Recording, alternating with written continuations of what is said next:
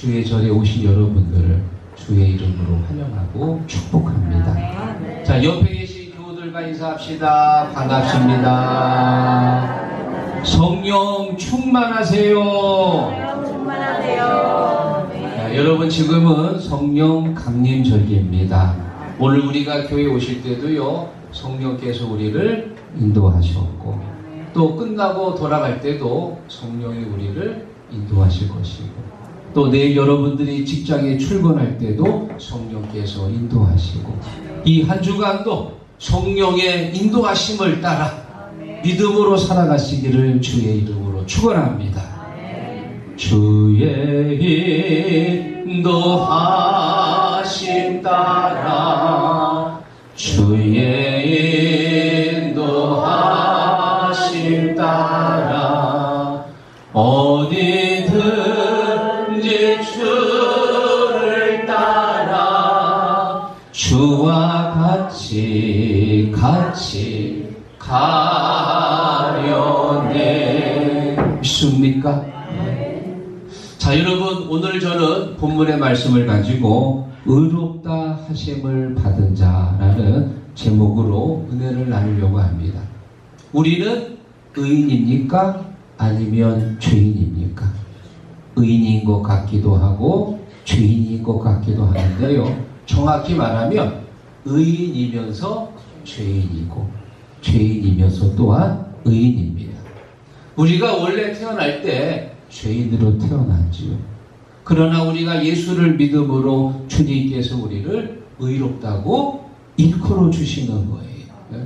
우리가 입술로 주님을 고백하고 마음으로 믿는 순간 우리는 하나님의 자녀가 되었고, 그리고 주님께서 우리에게 의의 옷을 입혀주셔서 우리는 의인으로 살아갑니다. 그런데 문제는 여전히 내 안에 악한 본성이 남아있어요. 그리고 언제든 죄 지을 가능성을 갖고 있습니다. 그래서 우리가 교회를 다니면서도 늘 내 안에는 항상 이 영적인 싸움이 일어납니다. 여러분, 주님 앞에 설 때까지 이 영적인 싸움에서 이기고 또 이기시고 항상 이기는 믿음이 되시기를 축원합니다. 자, 그렇다면 우리가 하나님의 자녀가 되어서 의롭다 하심을 받게 되었는데, 하나님께 의롭다 하심을 받은 자의 특권이 무엇인가? 오늘 본문을 통해서요, 세 가지로 나눌 때 하나님께 의롭다 하심을 받은 자의 특권을 누리며 살아가는 그런 복된 삶이 되기를 주님의 이름으로 축원합니다. 의롭다 하심을 받은 자의 특권 첫 번째, 하나님과 화평을 누릴 수 있다. 1절 같이 읽어보겠습니다. 그러므로 우리가 믿었다 합다심을 받았으니 화평을 누리자. 화평을 누리자. 우리가 예수를 믿지 않았을 때는 하나님과 우리 사이에 커다란 벽이 있었습니다. 그 벽은 바로 죄의 벽입니다. 하나님의 은혜가 내게 임하려고 해도요, 이 죄의 벽에 가로막혔고요, 우리가 하나님을 만나려고 해도요, 이 죄의 벽에 가로막혀가지고 우리가 하나님께로 나아가지 못했습니다. 그런데 예수 그리스도께서 이 땅에 오셔서 자기를 십자가에 죽이심으로 이 죄의 벽이 허물어진 거예요. 그래서 우리가 주님을 만나러 갈 수 있습니다. 예수 그리스도께서 화평의 다리가 되셔서 우리가 그 다리를 밟고 하나님을 만날 수 있고, 하나님의 사랑이 우리에게 다이렉트로 전달이 될 수 있습니다. 우리 주님께서 화평의 다리가 되셨다. 그래서 에베소서 2장 14절에 말합니다. 그는 우리의 화평이신지라 원수된 것 곧 중간에 막힌 나무 자기 육체로 허시고. 아멘. 자기 육체로 허셨다는 얘기는 십자가에 달려 자기를 죽었다, 그 말이에요. 자기가 죽음으로써 하나님과 우리 사이에 세워졌던 이 죄의 벽이 허물어진 거예요. 하나님과 내가 화평을 누리게 되었다. 사랑하는 여러분, 우리는 의롭다 하심을 받은 자가 되어서 하나님과 화평을 누리는 축복을 받게 된 줄로 믿습니다. 예수님께서 오시기 전에 구약시대에 화평의 다리 역할을 한 사람들이 있습니다. 바로 제사장들입니다. 이 제사장은 하나님께서 하나님의 대리자로 세운 하나님의 일꾼들입니다. 그래서 사람들이 짐승을 가져와서 잡으면 그 짐승을 제단 위에 놓고 불을 피워서 하나님 앞에 드립니다. 사람들을 대신해서 죄를 용서받게 됩니다. 또 하나님께서 복을 주실 때 제사장을 통해서 사람들에게 복을 줍니다. 다시 말하면 이 제사장이 하나님과 인간 사이에 화평의 다리가 된 거예요. 그래서 우리가 이 제사장을 라틴어로 폰티펙스라고 말합니다. 다리를 놓는 자, 다리를 이어 놓는 자. 그런데 이 제사장들도 인간이지요. 우리처럼 똑같이 죄를 짓고 피곤하고 힘들면 넘어지기도 하고 또 갈등을 일으킵니다. 때가 되면 하나님이 창조 법칙대로 다시 죽어서 흙으로 돌아갑니다. 영원하지 않습니다. 그래서 우리 예수님께서 영원한 대제사장으로 이 땅에 오셔서 하나님과 우리 사이에 다리가 되어주신 거예요. 누구든지 예수 그리스도를 입술로 고백하고 마음으로 믿으면 우리가 하나님의 자녀가 되어서 의롭다 하심을 얻은 자가 되느니라. 오늘 우리가 다 이 자리에 앉아서 예수 그리스도를 만났고요. 하나님 앞에 예배를 드리고 있습니다. 우리가 의롭다 하심을 받은 자가 되었습니다. 하나님과 화평을 누리는 특권을 누리시기를 주의 이름으로 축원합니다. 여러분에게 책 한 권을 소개합니다. 바람난 유전자라는 책인데요. 일본의 뇌과학자 나카노 노부코 교수가 쓴 책입니다. 이 책에서 보면은 아주 재미있는 내용이 나오는데요. 사람들이 불륜을 저지르는데 둘 중에 한 명의 이 뇌 속에요. 무슨 유전자가 있다고요? 불륜형 유전자가 있대요.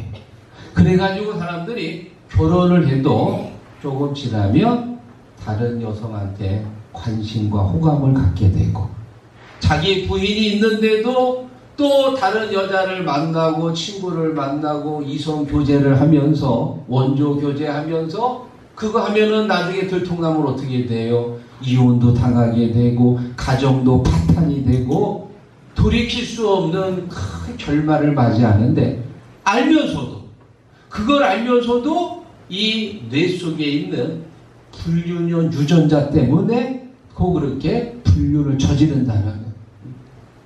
실제로 최근 통계에 보면은 우리나라 기혼 인구 2,600만 명 가운데 24.2%가 불륜을 경험했다는 통계가 있습니다. 많은 사람들이 불륜을 저지릅니다. 저는 이 글을 읽으면서요, 이 교수가 옆에 있으면 제가 이런 말 해주고 싶어요. 당신의 생각은 틀렸습니다. 사람의 뇌 속에 불륜형 유전자가 있어서 불륜을 저지르는 게 아니고 이미 사람은 태어날 때부터 악한 본성을 갖고 태어납니다. 둘 중에 한 명이 아니고 모든 사람들의 마음속에는 불륜을 저지르고 싶은 악한 마음이 있습니다. 그거 어떻게 아느냐? 우리 남성들 이렇게 운전하고 가다가 신호에 딱 걸렸어. 횡단보도에 사람이 지나가는데 글쎄 어떤 멋진 여성이 횡단보도를 이렇게 지나가. 그럼 나도 모르게 이거 뭐지? 고개가 저절로 돌아가. 고개가. 그때 여러분 아내가 옆에 있다가 귀 막 땡기고 똑바로 못해? 뭐 그렇게 하지 마세요. 그냥 본능적으로 돌아가는 거니까 그러려니 하십시오. 네. 그거 자꾸 싸우면 가정의 평화가 깨져요. 또 우리 여성들도 이렇게 TV 보다가 어떤 멋진 노주현 같은 탤런트가 나오면 멋진 사람이 나오면 저런 남자하고 저 포레스트 카페에 가가지고 차 좀 한 잔 마셨으면 좋겠다. 우리 남편은 맨날 키가 작아가지고 땅콩만 한데 멋진 늘씬한 남자가 만나면 저 남자하고 좀 한번 좀 차 좀 마셨으면. 그런 마음은 어떤 특별 특별한 사람한테만 생기는 특별한 감정이 아니고 모든 여성들의 마음에 생기는 일상적인 마음이에요. 둘 중에 한 명이 아니고 모든 사람들의 마음에는 이런 악한 마음들이 있습니다. 그러나 의롭다 하심을 받은 사람들은 하나님과 화평을 누리면서요, 이 안에 생겨나는 온갖 감정들, 이런 악한 마음들을 싸우며 이기며 살아가는 거예요. 믿습니까? 사랑하는 시국 성도 여러분, 우리가 하나님께 의롭다 하심을 받았습니다. 세상과 화평도 해야 되고요, 이웃들과 화평하시고요, 무엇보다 하나님과 화평을 누리며 살아가시기를 주의 이름으로 축원합니다. 자, 그리고 두 번째, 의롭다 하심을 받은 자의 두 번째 특권, 하나님의 영광을 바라볼 수 있다. 2절 같이 읽어봅니다. 또한 그로 말미암아 우리가 믿음으로 서린 하나님의 영광을 바라고 즐거워합니다. 아멘. 하나님의 영광을 바라본다. 여러분, 이 하나님의 영광이라고 하는 단어는요, 우리가 생각하는 것보다 훨씬 더 풍성한 의미를 가지고 있습니다. 하나님께서 구약에 나타나실 때 하나님의 모습으로 나타나지 않고 하나님의 어떤 다른 모습으로 나타나십니다. 대표적으로 구약 시대 때는요, 제사장, 선지자, 사사, 이들은 하나님의 대리자로서 하나님의 능력과 영을 입은 사람들입니다. 이분들보다 조금 윗단계가 누구냐? 천사입니다. 천사는 인간하고는 급이 다르지요. 영적인 존재입니다. 천사 한 사람의 힘이요, 어마어마한 힘을 갖고 있습니다. 그리고 그 천사보다 한 단계 더 윗단계가 하나님의 말씀, 하나님의 손, 하나님의 지혜, 하나님의 영, 이런 모습으로 하나님은 나타나셨는데요. 그렇다면 하나님의 모습으로 나타나는 최고의 윗단계가 뭐냐? 바로 하나님의 영광입니다. 영광. 우리가 이 땅에서 하나님의 영광을 받다는 얘기는 하나님의 모습을 봤다는 거예요. 모습. 영광이 뭐냐? 하나님이 인간에게 임하실 때 우리가 볼 수 있는 하나님의 모습이에요. 모습.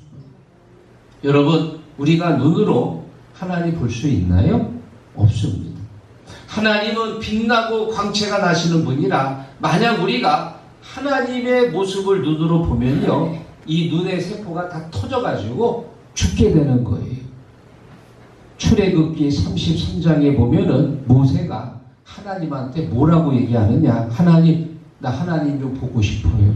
하나님 좀 보여주세요. 그때 하나님 말씀하시기를 사람이 나를 보면 죽는다고 그랬거든요. 그래서 모세를 반석 위에다 올려놓고 그 앞을 지나가실 때 모세를 그의 옷깃으로 덮었습니다. 보지 못하게, 죽지 않도록 덮었습니다. 그리고 지나가서 그것을 들추었을 때 모세가 하나님의 뒷모습만 봤다고 그랬습니다. 우리가 살아서는 하나님의 모습을 볼 수 없습니다. 그러나 하나님의 영광을 볼 수 있어.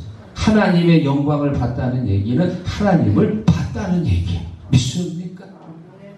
성경에 보면은 하나님의 영광을 본 분들이 나타나는데 대표적으로 누구냐? 스데반 집사님이 하나님의 영광을 봅니다. 복음을 전하니까는 유대인들이 스데반 집사님을 끌고 성 밖으로 데리고 나가죠. 각자 돌을 들고 스데반 집사님에게 던집니다. 머리에 맞으니까 머리가 깨져서 피가 나. 눈에 맞으니까 눈이 한 번이 되고, 턱에 맞으니까 턱이 돌아가고, 어깨에 맞으니까 어깨가 탈골이 되고, 온몸이요 완전히 피투성이. 그 큰 돌에 맞았다고 생각해 보세요. 그것도 한 사람도 아니고 수십 명한테 돌에 맞은 거예요. 자, 그런데 그 마지막 죽는 그 현장에서요, 스데반 집사님이 본 게 뭐냐? 사도행전 7장 55절, 스데반이 성령 충만하여 하늘을 우러러 주목하여 하나님의 영광과 및 예수께서 하나님 우편에 서신 것을 보고, 아멘. 하나님의 영광을 봤다는 거예요. 하나님의 영광. 마지막 죽어가는 그 현장에서 하나님의 영광과 예수께서 우편에 서신 것을 봤다. 여러분, 하나님의 영광을 봤다는 얘기는 쉽게 말하면 하나님을 본 거예요. 믿습니까? 오늘 우리가 하나님의 영광 속으로 들어왔습니다. 오늘 이 예배를 드리면서 영광의 물결에 휩싸이면서요, 여러분 하나님의 영광에 흠뻑 적셔지시기를 축원합니다. 그리고 더 놀라운 축복이 있습니다. 우리의 영혼이 천국에 가잖아요. 요한계시록 22장에 보면 그의 얼굴을 본다는 거예요. 물론 이 땅에 살면서 우리의 눈으로 하나님을 볼 수 없지만 우리가 천국에 가면은 하나님의 얼굴을 볼 수 있다. 그야말로 영혼의 로또를 맞는 거예요. 사랑하는 성도 여러분, 오늘도 우리가 예배드리면서 하나님의 영광이 충만하시기를 주의 이름으로 축원합니다.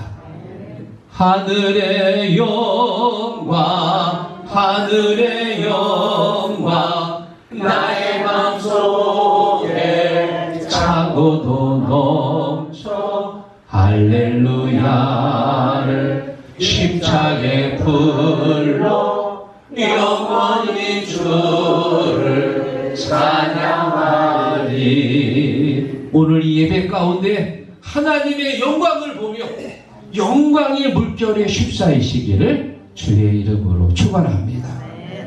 자, 그리고 마지막 세 번째, 우리가 의롭다 하심을 받게 되면 어떤 특권을 누릴 수 있느냐? 환난 중에도 즐거워할 수 있다. 3, 4절 읽어봅니다. 다만 이뿐 아니라 우리가 환난 중에도 즐거워하나니 이는 환난은 인내를, 인내는 연단을, 연단은 소망을 이루는 줄 알미로다. 아멘. 의롭다 하심을 받는 사람들은 환난 중에 어떻게 할 수 있다고요? 즐거워한다. 환난을 당했는데 즐겁다. 믿지 않는 사람들은 전혀 이해할 수 없지요. 왜 환난을 당했는데 즐거워할 수 있느냐? 환난 건너편에 있는 주님이 주신 축복을 볼 수 있기 때문에. 믿습니까? 그런데 믿음이 없는 사람들, 의롭다 하심을 받지 못한 사람들은 그 축복을 바라볼 수 없어요. 환난을 당했을 때 나타나는 일반적인 현상은 불평합니다. 원망합니다. 왜 나한테 이런 일이 생겼지? 왜 내 몸에 이런 몹쓸병이 들었지? 왜 내 자녀들이 이렇게 사고만 치는 거지? 절망하는 거예요. 불평합니다. 여러분, 환난이라고 하는 것은 믿는 사람이나 믿지 않는 사람이나 모든 사람들에게 예고 없이 닥치지요. 그러나 믿음이 있는 사람들은 환난을 당하는 자세가 달라. 자세가. 우리에게 환난이 오고 역경이 오고 고난이 왔을 때 우리 믿는 사람들은 하나님 앞에 먼저 엎드리는 거예요. 주여 도와주옵소서. 내가 무엇을 바라리요? 나의 소망은 주께 있나요? 하나님 앞에 엎드리고 간절히 기도할 때 주님께서 우리에게 인내하는 마음을 주시는 줄로 믿습니다.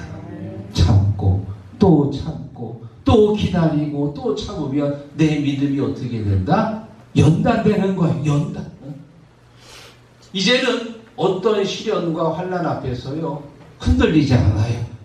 웬만한 시련이 오면은요 믿음으로 이겨내는 거예요.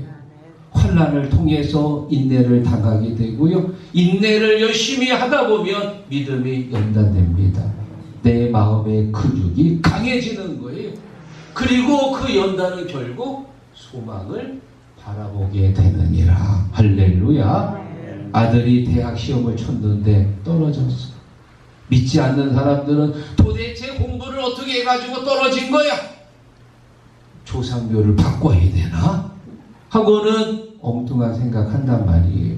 그러나 우리 믿음의 사람들은요, 야, 하나님께서 더 좋은 대학 주시려고 너를 연단시키나 보다. 대학에 떨어졌지만 불평하지 않습니다. 오히려 더 좋은 대학을 주실 거라는 믿음의 소망을 바라보고 있습니다. 사랑하는 성도 여러분, 의롭다 하심을 받은 자가 누리는 세 번째 특권이 뭐냐? 환난 중에도 즐거워할 수 있느니라. 할렐루야.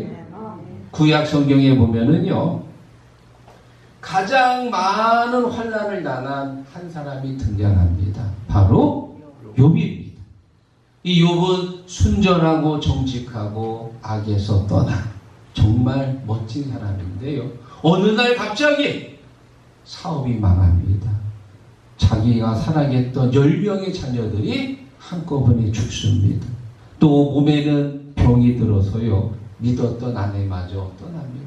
완전히 고립돼 버렸어요. 지금 우리가 보고 있는 개역 성경에는 욥의 나이가 나와 있지 않지만 히브리어를 헬라어로 번역한 72역에 보면은 이때 욥의 나이가 70살이라고 나와 있어요. 70살 때 그 엄청난 환난을 당하면서 완전히 거지가 돼버려요.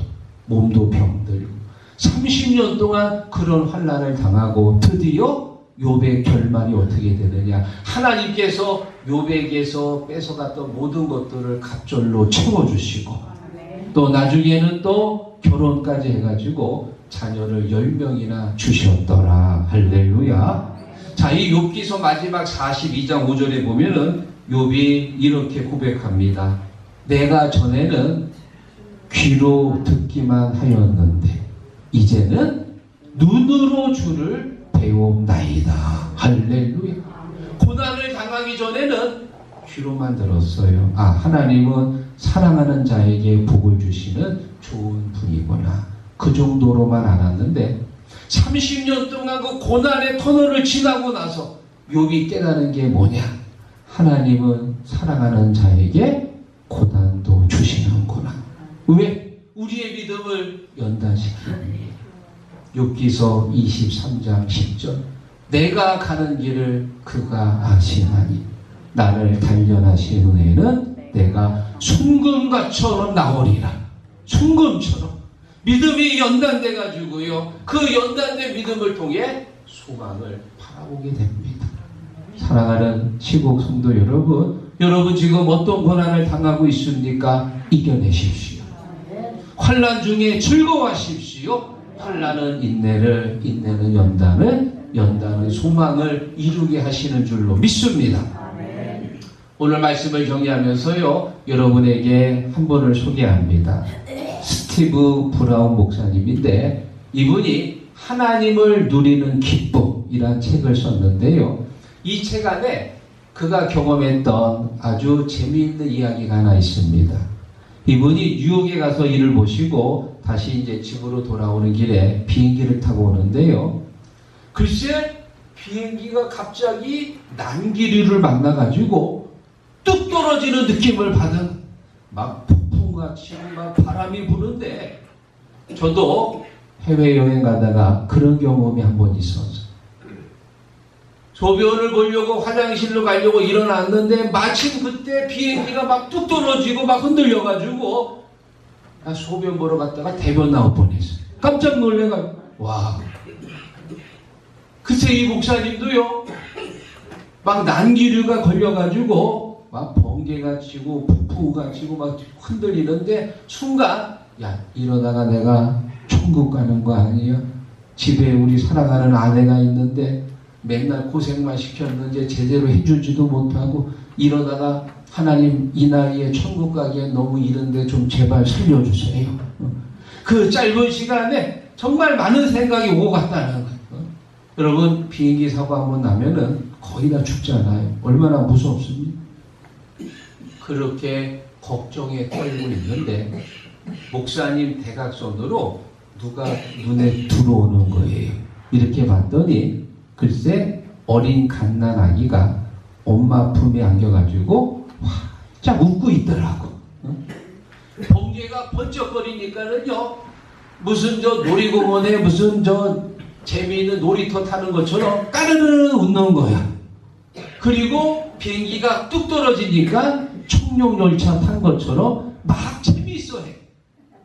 지금 이 어린아이한테는요 이 막 비행기가 흔들리고 막 그러는 것이 마치 무슨 놀이공원에 가서 놀이터 타는 것처럼 재미있어. 아주 신나게 웃는 거예요. 그리고 잠시 후에 보니까 이 아기가 글쎄 편안하게 주무시는 거예요. 깜짝 놀랐어요. 어른들은 어떻습니까? 죽으면 어떡하나 하고 막 걱정하고 불안에 떨고 있는데 지금 이 아이는 엄마 품에 안겨가지고 편안하게 잠을 자고 있더라 그 말. 도대체 이 아이가 이 상황 속에서 잠을 잘 수 있는 이유가 무엇일까? 다른 이유가 없어요. 지금 어디에 있어요? 엄마 품에 안겨있기 때문에. 사랑하는 시국 성도 여러분, 지금 우리가 당하고 있는 환난과 고난, 여러분 어떤 것이 있습니까?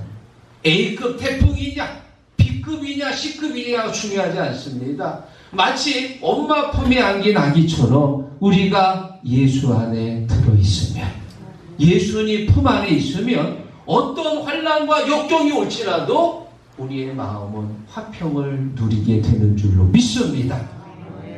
사랑하는 성도 여러분, 우리가 하나님께 의롭다 하심을 받게 되면 어떤 축복을 누리냐? 하나님과 화평을 누리고요. 또 예배 때마다 하나님의 영광을 바라볼 수 있습니다. 그리고 환난 중에 즐거워하나니 환난은 인내를, 인내는 연단을, 연단은 소망을 이루는 줄 알미라. 할렐루야. 하나님과 화평을 누리십시오. 이번 한 주간에도 여러분의 마음에 힘과 용기를 주셔서 어떤 환난을 당할지라도 인내하게 하시고 연단하게 하시고 소망을 이루게 하시는 줄로 믿습니다.